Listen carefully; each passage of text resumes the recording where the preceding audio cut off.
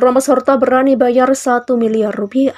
Tunjukkan pada saya jika ada kelompok Timor Leste dukung Papua Merdeka.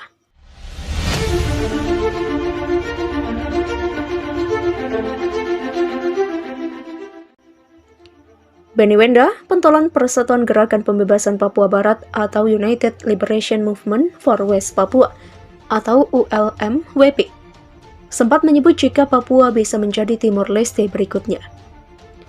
Hal ini seperti dikutip zonajakarta.com dari SBS News. Pada tahun 2019 lalu, Benny Wenda meminta Perdana Menteri Australia, Scott Morrison, untuk bertindak usai pecah demonstrasi pendukung Papua Merdeka di Indonesia. Benny Wenda berharap PM Australia mengutuk tindakan keras Indonesia terhadap demonstran pro kemerdekaan. Jika diteruskan, ia melanjutkan, Papua dan Papua Barat akan menjadi Timor Timur berikutnya.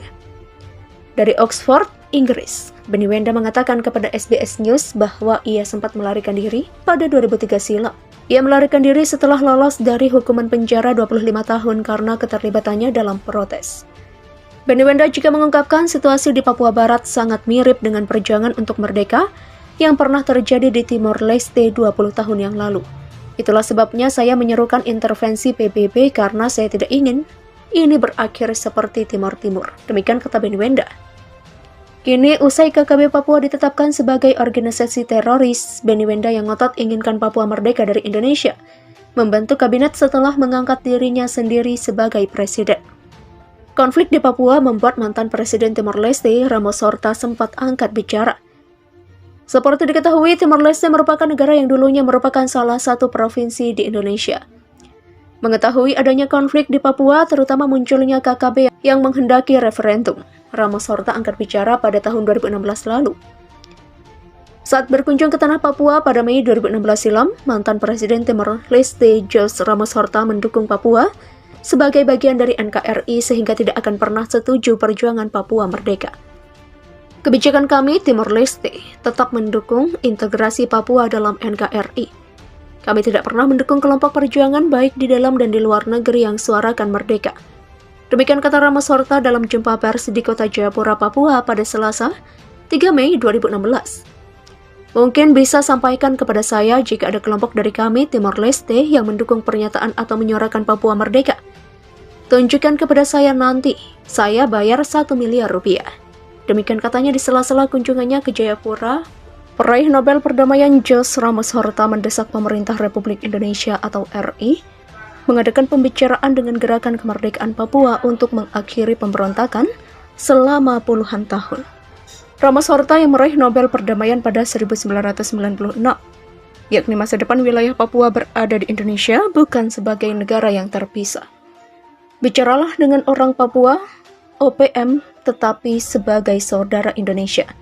Demikian kata Ramos Horta dalam sebuah wawancara pekan lalu, seperti dilansir Miami Herald pada Selasa 8 Januari.